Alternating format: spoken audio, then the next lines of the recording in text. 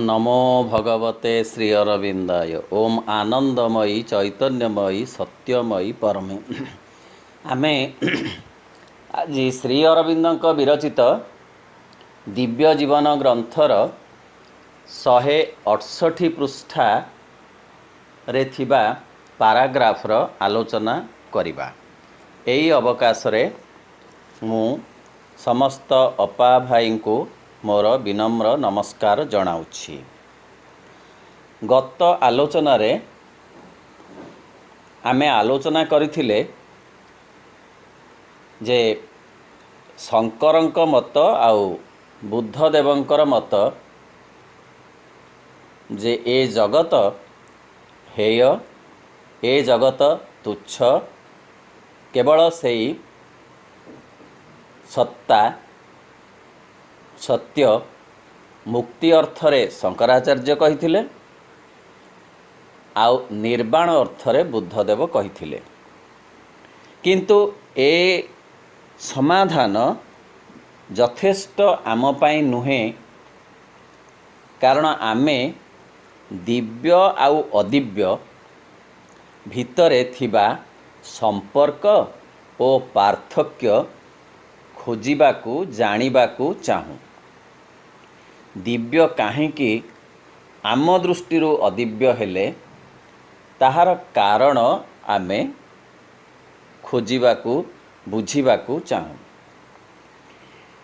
श्री अरविंद कहती जे ए दिव्यतार भूमि रे जगतर व्याख्या करिबा ही असल ज्ञान।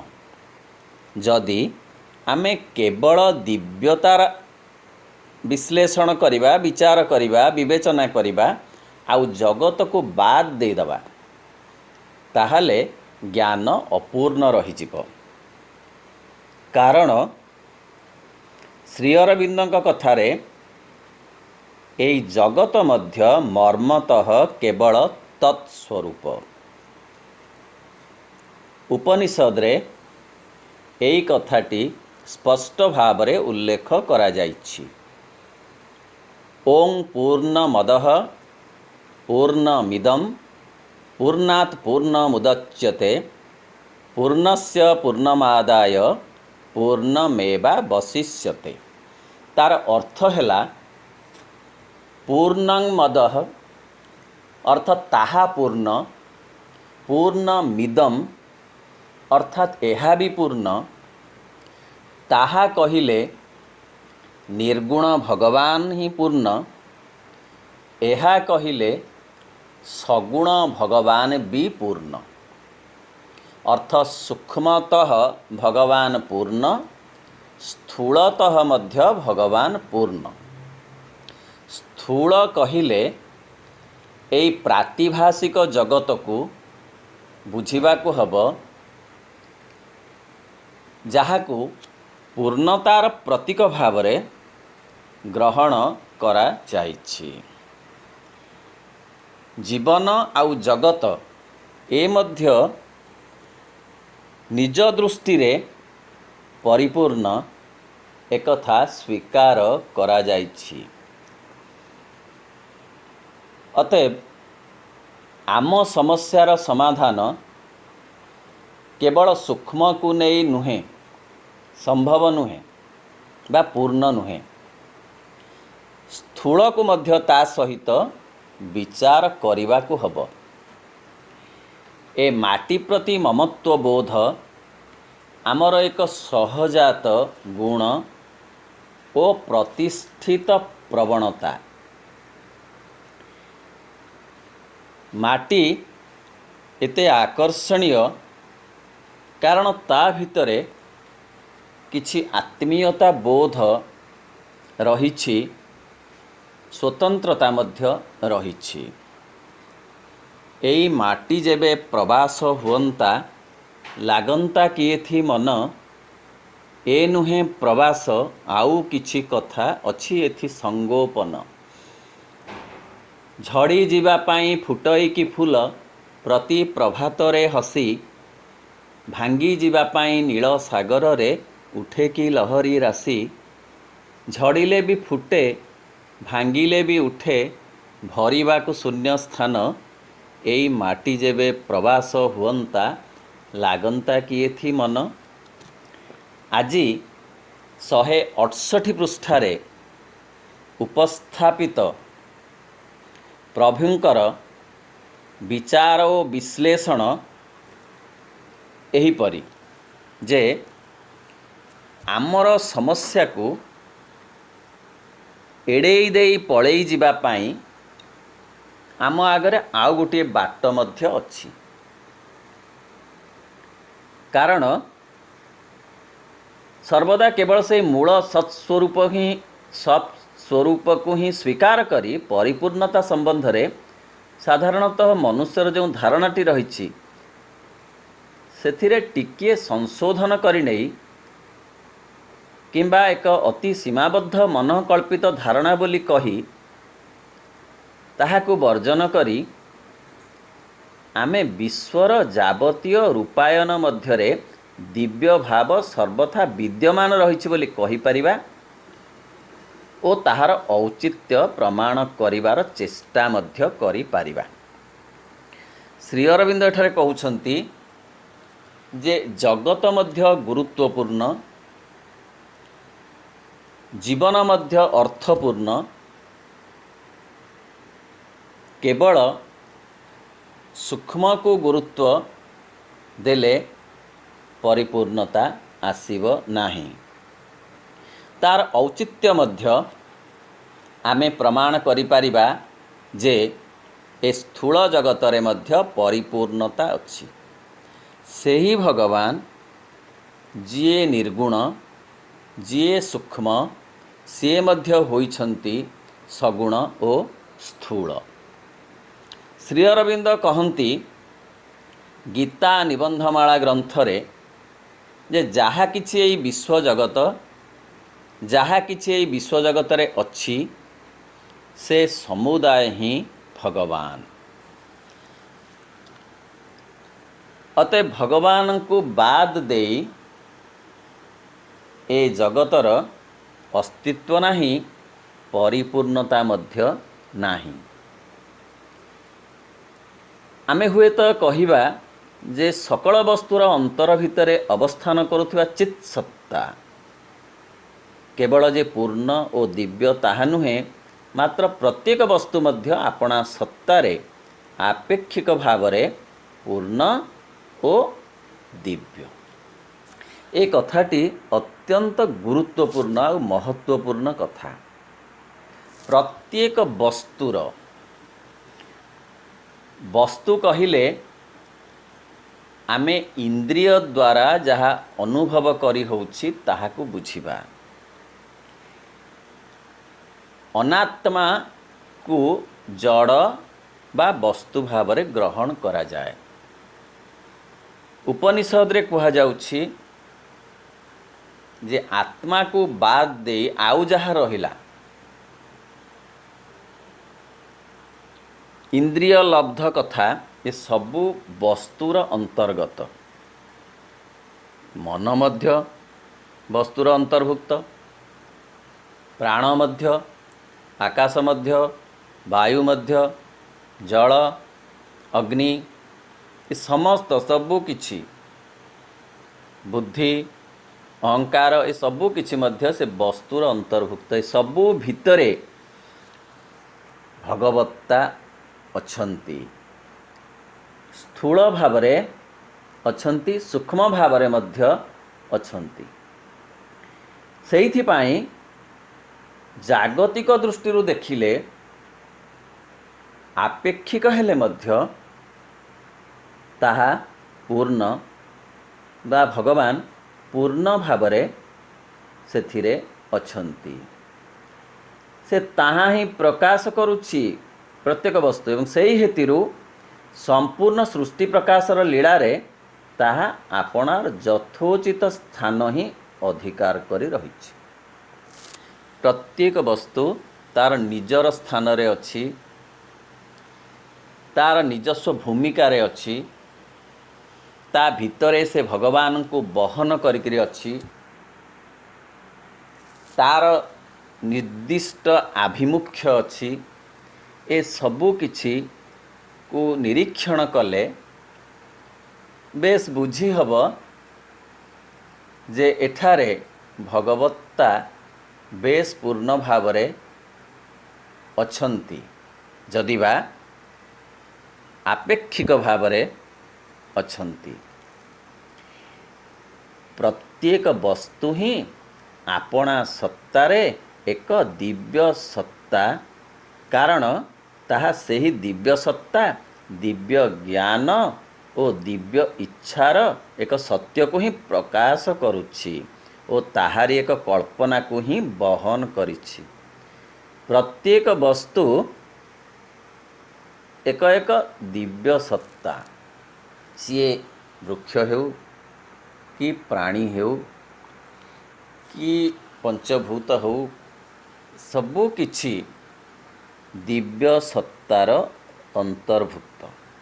दिव्य सत्ता ताकु धारण करी रहिछंती एवं दिव्य सत्तार अभिव्यक्ति प्रत्येक वस्तु द्वारा संगठित होउछि। सेथिरे अछि दिव्य ज्ञान आउ दिव्य इच्छा। प्रत्येक वस्तु से भगवत्ता आड़कू निजे अग्रगति करुछंती एवं आमको मध्य अग्रगति करिवारे सहायक होउछंती। एई जेमती दिव्य ज्ञान प्रत्येक भितरे अच्छी दिव्य संपर्क रे ज्ञान, सी फूलटीए हो कि फलटीए हो कि माटी गोड़ी पत्थर हो, ता भितरे अच्छी। आमे किंतु ताकू जानी पारुनु आम अज्ञानता जोगु। माँ कहती परम दिव्य सत्ता सबुठारे अछंती, सकल वस्तुरे अछंती। तांको आविष्कार करी तांकर प्रकाश लगी आमे संसार को आसीछु।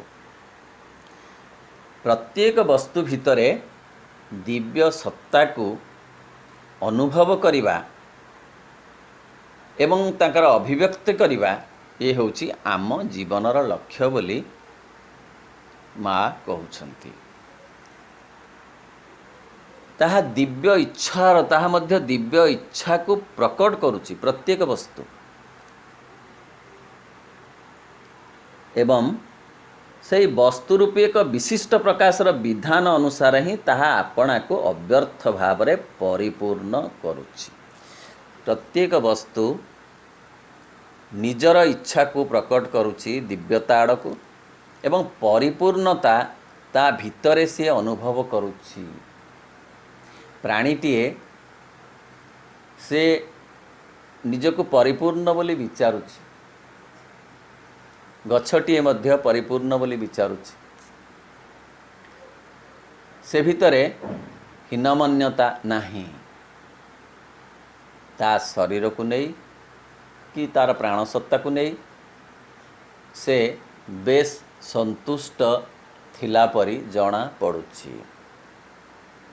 केवल असंतोष अछि मनीष भितरे, कारण अज्ञानता अछि। कारण से तुलना करुछि, कंपेयर करुछि विथ अदर्स। ता निज निज भितरे, तार निजर स्पेसीज भितरे सी तुलना करुछि, किंतु गछ माने तुलना करुनाहांती परस्पर भितरे। प्राणी माने परस्पर भितरे तुलना करुनाहांती, फलरे सेमाने शांति रे संतोष रे अछंती।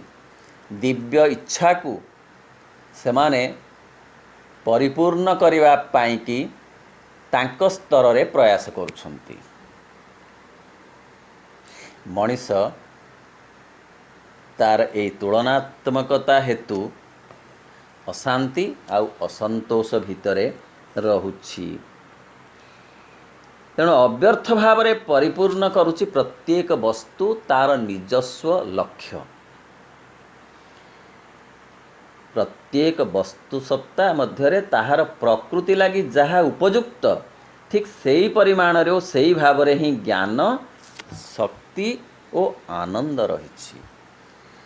ए वाक्यरे केते गभीरता अछि तत्वर तथ्यर एवं जीवंत वास्तवतार जे प्रत्येक वस्तु सत्ता भितरे ता पाई जहाँ ठीक तुलसी पाई जहाँ ठीक जहाँ जहाँ दरकार उपादान तार प्रकृति अनुजाई ताकू सही उपादान दिया जाइछि। बिछुआती की मध्य ता प्रकृति अनुजाई ताकू उपादान दिया जाइछि। प्रत्येकंकर आभिमुख्य गोटिए दिगरे धावमान होउछि परम दिव्य सत्तांकर परिपूर्णता तांको भितरे जहाँ अछि ताको आउ टिके अधिक अग्रगति करिबा पाई। तांको भितरे ज्ञान अछि, तांको भितरे अछि शक्ति, तांको भितरे आनंद मध्य विद्यमान रहिछि। आमे भाबु जे केवल मनीष भितरे बोधे एई ज्ञान शक्ति आउ आनंद रहिछि अन्य मानक भितरे नाही, मात्र से कथा नुहे। पंचतंत्रर कहानीटीए मने पड़ुछि। जंगल रे सिंह प्रतिदिन केते पशु मारी सेतिरु किछि ग्रहण करी आउ किछि नष्ट कर दिए। दिने पशु माने एकाठी बसी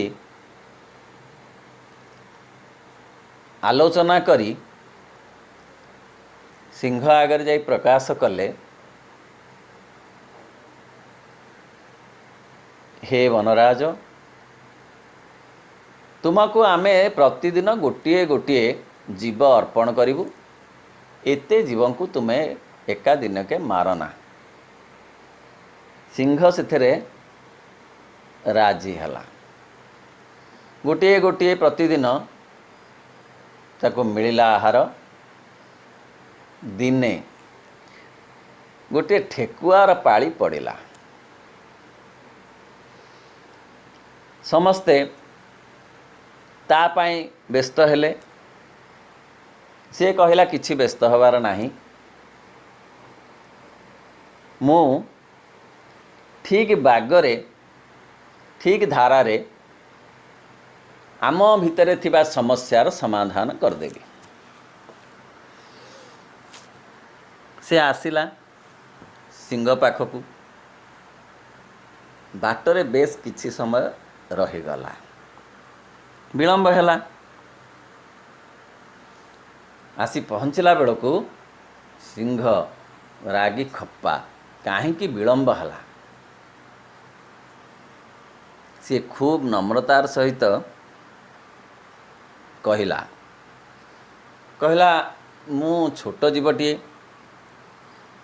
आम भितर आलोचना हैला जे तू एकुटिया कौन ए छोट जीवटीए जीवु, 4-5टी ठेकुआ आमे आसिलु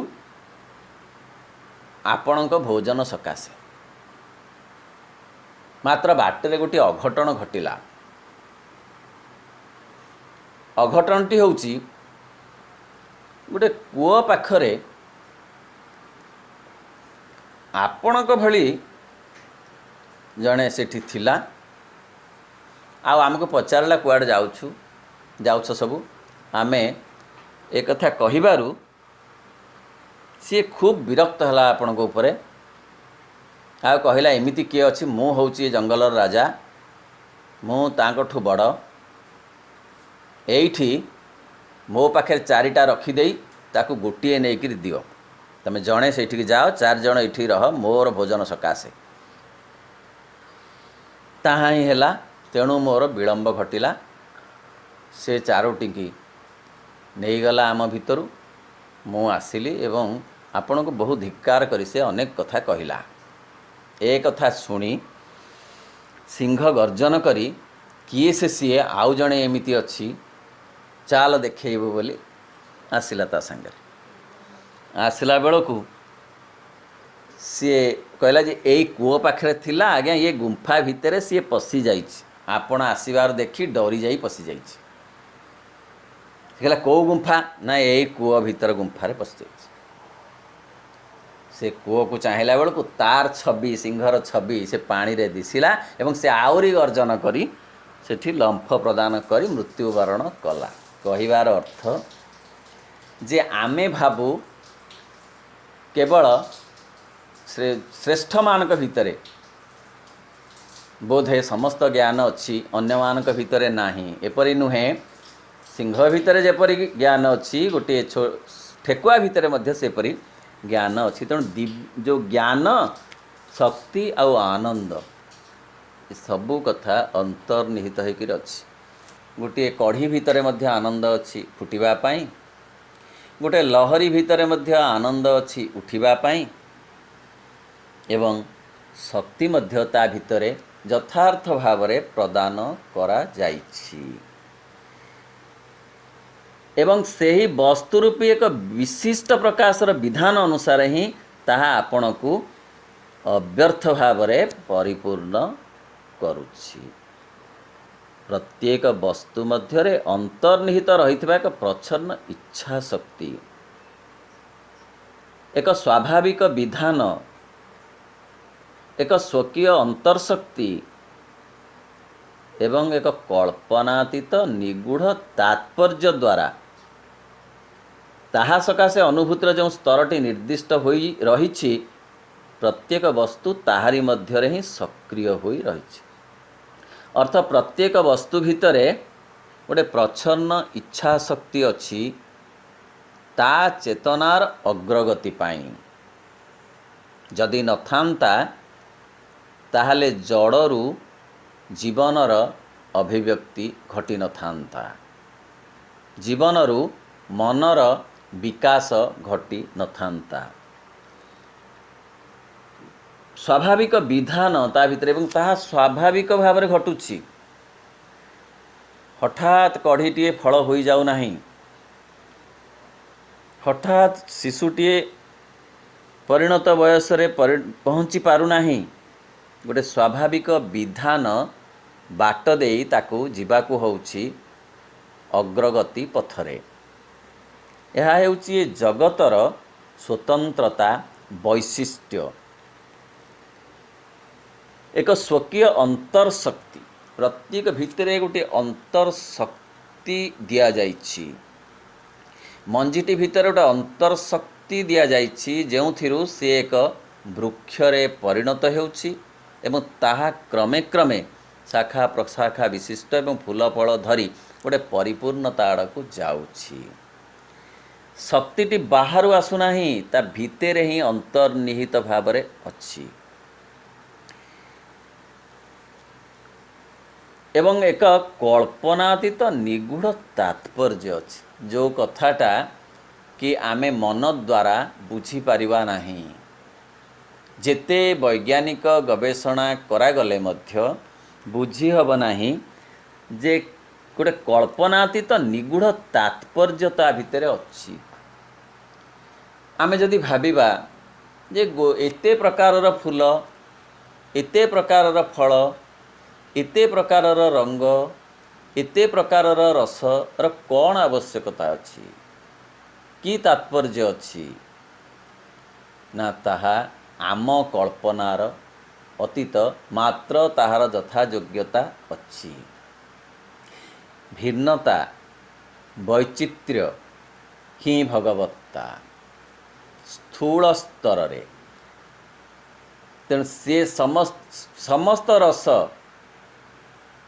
आमको से चेतनार अग्रगति पथरे नबापाई के उद्दिष्ट समस्त रंग समस्त बासना समस्त रूप ए समस्तंकर जो कल्पनातीत निगूढ़ तात्पर्य अच्छी तात्पर्यटी हेउछि चेतनार अग्रगति करैबा तांको निजर एवं आमर मध्य से माध्यम रे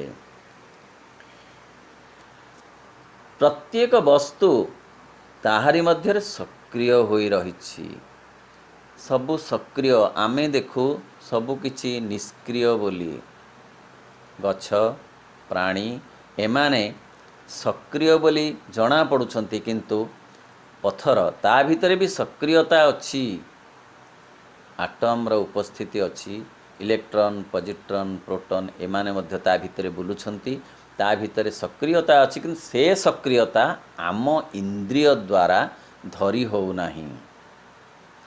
पवन रे सक्रियता अच्छी, पानी भितरे सक्रियता अच्छी, ए माटी रे सक्रियता अच्छी, सर्वत्र सक्रियतार ए जेमती मूर्तिमंत प्रतीक ए प्रातिभाषिक जगत। प्रत्येक वस्तुर सत्तागत विधानटी सहित तार प्रातिभाषिक अस्तित्वर जो संबंध रही, सही दृष्टि प्रत्येक वस्तु को पूर्ण बोली कहा जाई पारिबो। वस्तुर जो सत्ता विधान अच्छी, नियम अच्छी, जो नीति अच्छी, ता सहित ये प्रातिभाषिक अस्तित्व तार जो रूप जहाँ जेमती गुण जेमती स्वभाव तदनुजाई तार रूप गठित होइछि, ताहार महत्व अच्छी, तार आवश्यकता मध्य अच्छी। तेणु प्रत्येक वस्तु र अवदान अच्छी परिपूर्णता आड़कू जीवा पाई। तेणु प्रत्येक वस्तु को पूर्ण बोली कहा जाई पारिबो, कारण वस्तुर सबु किछि से विधानटी सहित सौसम्य रक्षा करी रहिछि। सी रूपरे सेमिति हेइछि तार गुण और स्वभाव को नहीं, एवं तार रूप मध्य तार गुण और स्वभाव को नियंत्रण करुछि। सबु वस्तु एपरि भाव से ही स्वाद से ही मिष्टता समान भाव सबुथिरे नाही। फल भितरे मीठा भाव अच्छी, किंतु सबु फलर मीठा समान नुहे। फूलरे बास्ना अच्छी, किंतु सबु बास्ना समान नुहे। ता भितरे किछि किछि पार्थक्य अच्छी, कारण सौसम्य रक्षा करिकरी ताहा तैयारी करा जाइछि विधान सहित। तार लक्ष्य तार नियम से वस्तुटीर को नहीं तार मध्य क्रिया नियंत्रित होइछि, ताहारी मध्यरु उत्पन्न होइछि। ताहारी मध्यरे कार्य करुथिबा दिव्य इच्छा और दिव्य ज्ञानर अमोघ विधानटी अनुसारे ताहारी उद्देश्यटी सहित आपना को से अनुकूल करी रखिछि। सेही वस्तु अनुकूल निजको करिछि विश्व विधान सहित ताल देई आगकू चलिबाकू एवं परिपूर्णता दिगरे अग्रसर हेबाकू। प्रातिभाषिक परिपूर्णता रु पूर्ण परिपूर्णता आड़कू जीवाकू से लक्ष्य रखिछि एवं अग्रगति करुछि मध्य। समग्र सत्ता सहित रहिथिबा ताहार संबंध दृष्टि एवं समग्र मध्यरे ताहार यथोचित स्थानटी दृष्टि मध्य ताहाको आमे पूर्ण बोली कहिबा। ता जागारे सी पूर्ण आमको लागे नाई सी सान सी बड़, सी भल सी मंद, सी भूल सी ठीक, से भल बासना होची ये खराब बासना होची आमको लागे, किंतु प्रकृत रे ताहा नुहे। विश्व विधान अनुसारे प्रत्येक वस्तु तार यथोचित स्थान रे अछि एवं ताहाको पूर्ण बोलिकिरी कुहा जिबार सार्थकता से अर्जन करिछि, कारण समग्रता सकाशे ताहार एक प्रयोजन मध्य रहिछि। गोटे छोटिया कथाटीए छोट अभिज्ञताटीए मध्य जीवनर अग्रगति पाई कि दरकार। जेमती गोटे मेसीन तापे गोटे नटटीए आमको लगुच एड़े टिके नट केड़े हेय केड़े नगण्य केड़े सामान्य, किंतु गोटे मेसीन रा पूर्ण क्रियाशीलता पाई ताहार केते उपयोगिता अच्छी। तेणु सी दृष्टि विचार कले गोटे नट ता स्थान रे परिपूर्ण आम शरीर रे केउं अंगटी गुरुत्वपूर्ण केउं अंगटी नुहे जेते विचार कले मध्य ए समाधान आमको पूर्ण भाव में मिल पार ना कारण प्रत्येक अंगर स्वतंत्रता रही एवं ता निज दृष्टि देखिले से अंग को से मध्य परिपूर्ण एथिरे संदेह नाही। समग्रता पाई अर्थात समग्र शरीरर सौषम्य सुसंगठन अग्रगति क्रियाशीलता पाई प्रत्येक अंगर प्रत्येक अंग अंशर मध्य प्रयोजनीयता अच्छी। सही समग्र मध्य रही और से आपणार अंशग्रहण करी ताहा विश्व पूर्ण होई रहिथिबा और पूर्णरु पूर्णतर हेबार क्रम अग्रसर होई चलीथिबा सौषम्यर सहायक हेउछि। ए जेतिकी अग्रगति घटिछि प्रातिभाषिक जगतर से सबु सौषम्य भितर ही घटिछि। ताहा भितर छंदपतन नाही, तार छंदमयता अच्छी। विवर्तनवाद मध्य से छंदमयतारे बंधा जलचरु स्थलचर उभयचर आस्ते आस्ते आस्ते आस्ते अग्रगति करिछि चेतनार शारीरिक अवस्थार से अग्रगतिर गोटे सौषम्य अच्छी विलक्षण कौन से जगारे नाही। ताहा मध्यरे जहा किछि रहिछि ताहा समग्र उद्देश्यटी अनुसार ही आपणा को अनुकूलित करिवारे लागिछि। समग्रतार बोध द्वारा ही आपणा को परिपूर्ण करी रखुछि। सौंदर्य दृष्टि गोटे बगीचारे भिन्न भिन्न फूल थिबारु भिन्न भिन्न गछ थिबारु ताहा सुंदर दिसुछि।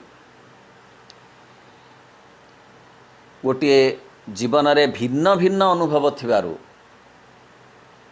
ताहा अनुभव्य होउछि। तेणु समग्र तार गोटे समग्रता अच्छी। से समग्रता को सी निजको ता भितर अनुकूलित करी रखुछि प्रत्येक वस्तु। उदाहरण स्वरूप गोटे घर भितर बहु वस्तु अच्छी। प्रत्येक वस्तुर निजस्व प्रयोजनीयता अच्छी, आवश्यकता अच्छी, सार्थकता अच्छी एवं ता दृष्टि विचार कले ताहार परिपूर्णता ही अच्छी। जदि गोटे प्रकार वस्तु केवल रहिबो, केवल चेयर रहिबो टेबुल रहिबोनी, ताहाले ताहा परिपूर्णता आसीबो नाही। सबु वस्तुर समन्वय रे समग्रता आसुची एवं जहाँ को आमे कहूचु गोटे घर परिपूर्ण भाव में बासोपयोगी हो पारुछि, व्यवहार उपयोगी हो पारुछि ए भिन्न भिन्न आसबाब पत्र जोगु। तेणु सी गोटे समग्रतार बोध द्वारा आपणा को प्रत्येक वस्तु परिपूर्ण कर रखछन्ति। केही निजको वस्तु हेय मने करुनाहांती, बरं निज भितरे गोटे परिपूर्णता बोध तांकर अलक्ष्य अच्छी। आमर आम अलक्ष्य अच्छी किंतु तांका भितर अच्छी। जदि तथापि वस्तुगुड़िक आमर आखि को केवल अदिव्य बोली देखा जाउछि, जदि तरबर होई आमे विश्व वस्तुचर एईटा बा सेईटा को एक दिव्य सत्तार स्वभाव सहित ताहार आदौ कौन संगति नाही बोली तिरस्कार करबा लागि बाहरी पड़ुछु, ताहार एकमात्र कारण हेउछि जे विश्व रे कार्य करुथिबा परम दिव्य सत्तार समग्र संज्ञा और समग्र उद्देश्यटी विषय रे आमे संपूर्ण अज्ञ रहिछु। आमे कहू बिछुआतीर कि आवश्यकता अछि, आमे कहूँ ये संबाळुआर कि आवश्यकता अछि, एडे असुंदर एडे अगुणर कथा गुड़ाक न रही भल होता। हेले आम आखिरे किछि कथा हुए तो असुंदर, किछि कथा सुंदर, किंतु समग्रतार दृष्टि रे सार्वजनीन दृष्टि रे भगवान का दृष्टि रे दिव्य विधानर दृष्टि रे ए सबू कथा ता जगारे सुंदर, ता जगारे अर्थपूर्ण, ता जगारे महत्वपूर्ण। जदि ସମ୍ବାଳୁଆଟିଏ ନଥାନ୍ତା ତାହେଲେ ପ୍ରଜାପତିଟିଏ ସେଥିରୁ ଆସିପାରି ନଥାନ୍ତା। ଫଳରେ ଏହି ଜାଗତିକ ଜଗତର କେତେ ଉପକାର ପ୍ରଜାପତି ଦ୍ୱାରା ହେଉଛି ତାହା ସମ୍ଭବ ହୋଇପାରିନଥାନ୍ତା। ଯେଉଁ ଗଛଟିକୁ ଆମେ ଭାବୁଛୁ ଏହାର କିଛି ଉପଯୋଗିତା ନାହିଁ, କୁଣ୍ଡେଇ ହେଉଛି ବା ଏଇ ଅତ୍ୟନ୍ତ ପିତା ଲାଗୁଛି, ଏହାର ମୂଲ୍ୟ କିଛି ନାହିଁ, ନଥିଲେ ତ ଭଲ ହୋଇଥାନ୍ତା, କିନ୍ତୁ ତାହାର ମଧ୍ୟ ଅନେକ ଅବଦାନ ଅଛି। ତାର ବିଧାନ ବିଶ୍ୱବିଧାନ ପାଇଁ ତାର ମଧ୍ୟ କେତେ କେତେ ଆବଶ୍ୟକତା ଅଛି, ତାହା ଆମେ ଜାଣିପାରୁନାହୁଁ ଆମ ଅଜ୍ଞତା ଯୋଗୁଁ। କାରଣ ଆମେ କେବଳ ଅଂଶ ଗୁଡ଼ିକୁ ଦେଖୁଛୁ, କେବଳ ଖଣ୍ଡ ଗୁଡ଼ିକ ହିଁ ଜାଣୁଛୁ। ଆମେ ସାମଗ୍ରିକ ଭାବରେ ଏ ବିଶ୍ୱକୁ ବିଚାର କରିପାରୁନା। ଠିକ୍ ସେପରି ଆମେ ସାମଗ୍ରିକ ଭାବରେ ଆମ ଜୀବନକୁ ବିଚାର ବିଶ୍ଳେଷଣ କରିପାରୁନା। ତାର ଗୋଟେ ଗୋଟେ ଖଣ୍ଡକୁ ନେଇ କେଉଁଟା ସୁଖ ତ କେଉଁଟା ଦୁଃଖ, କେଉଁଟା ସୁବିଧା ତ କେଉଁଟା ଅସୁବିଧା, କିନ୍ତୁ ଅସୁବିଧା ଭିତରେ ବି ସୁବିଧା ଯେ ନିହିତ ଅଛି ତାହା ଆମେ ବୁଝିପାରୁନୁ। କାରଣ ସାମଗ୍ରିକତା ଦୃଷ୍ଟିରୁ ଜୀବନକୁ ବୁଝିବାର ସାମର୍ଥ୍ୟ ଆମର ନାହିଁ। ସେହିପରି ସାମଗ୍ରିକତା ଦୃଷ୍ଟିରୁ ଏ ପୃଥିବୀକୁ ଜାଣିବାକୁ, ଚିହ୍ନିବାକୁ, ଅନୁଭବ କରିବାକୁ ଶକ୍ତି ଆମର ନାହିଁ। ଆମେ ସେଇ ଖଣ୍ଡ ଗୁଡ଼ିକୁ ହିଁ ଜାଣୁଛୁ। ଏଇ ଖଣ୍ଡ ଓ ଅଂଶ ଗୁଡ଼ିକୁ ସମଗ୍ର ବୋଲି ଭ୍ରମ କରି ଆମେ ସେସବୁର ବିଚାର କରି ବସୁଛୁ। ଜୀବନର ସେଇ ତିକ୍ତ ଅନୁଭୂତିକୁ ଭାବୁଛୁ ଏହା ହିଁ ଜୀବନ, ଏହା ହିଁ ଜୀବନର ସାମଗ୍ରିକତା। ସେମିତି ସୃଷ୍ଟିର କିଛି ଗୋଟାଏ କଥା ଆମକୁ ଭଲ ଲାଗିଲା ନାହିଁ, ଭଲ ଦିଶୁନାହିଁ, ତାହେଲେ ଆମେ ଭାବୁଛୁ ଯେ ଇଏ ହିଁ ସମଗ୍ର, କିନ୍ତୁ ଏହା ଗୋଟିଏ ଭ୍ରମ। ପ୍ରତ୍ୟେକ କଥାର, ପ୍ରତ୍ୟେକ ବସ୍ତୁର, ପ୍ରତ୍ୟେକ ଅନୁଭବର, ପ୍ରତ୍ୟେକ ପରିବେଶର ଅବଦାନ ଅଛି ସାମଗ୍ରିକତା ପାଇଁ।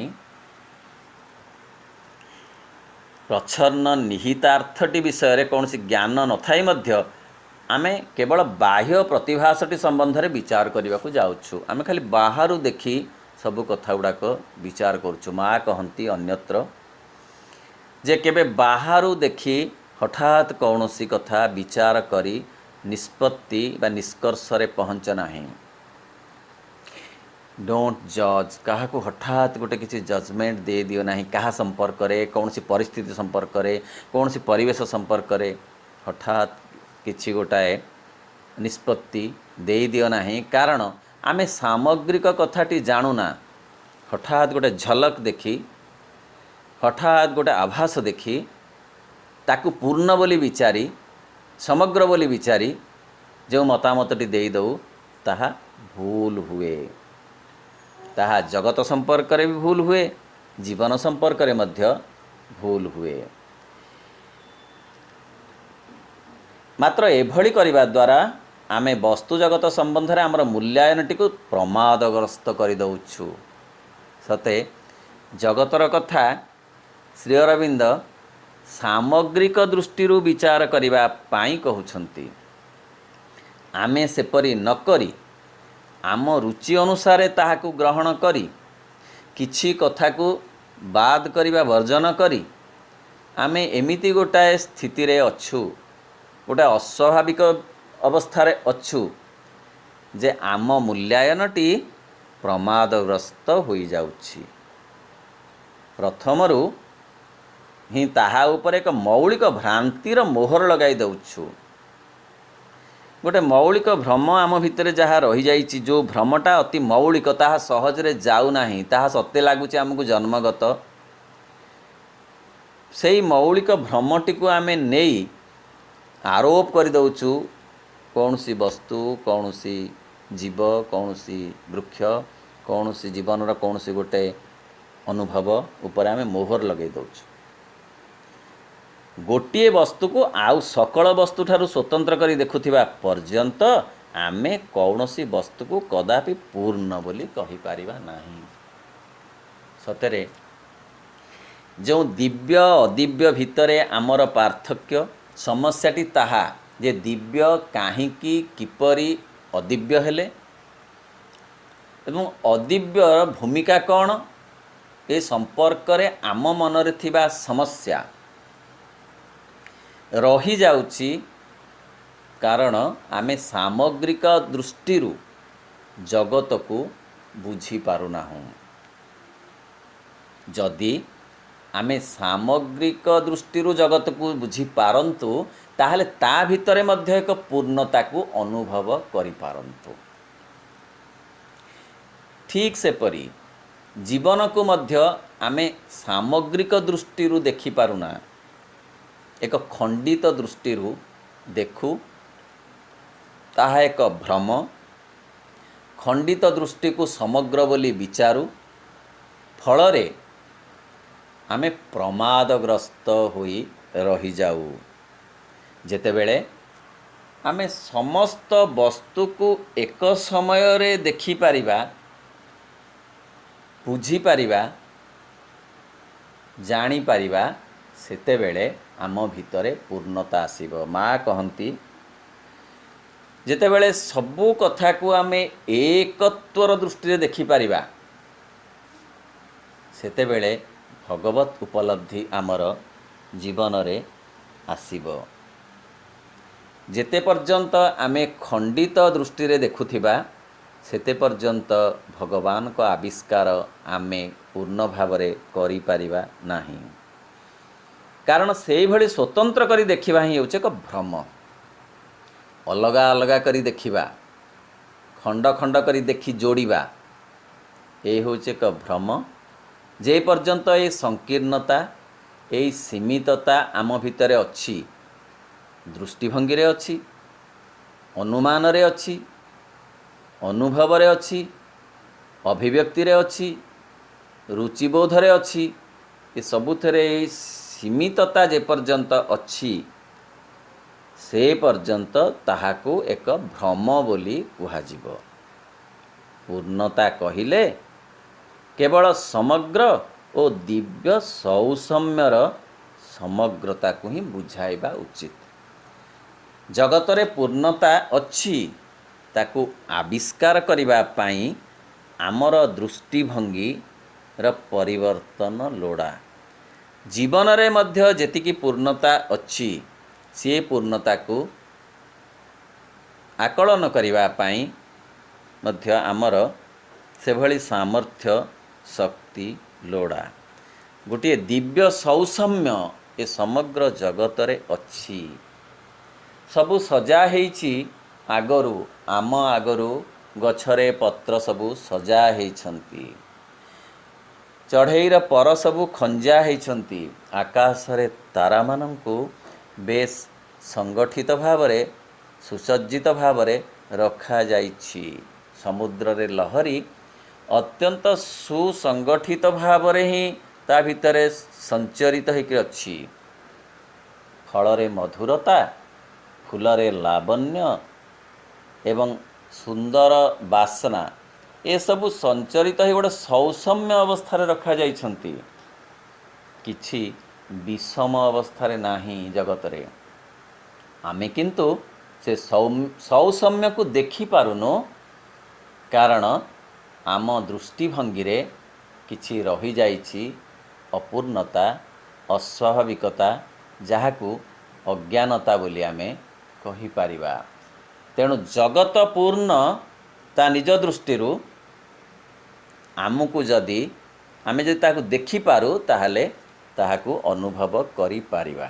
ए मध्य गोटे समाधान होई पारे जे अदिव्य बोली किछि नाही, सबु किछि दिव्य।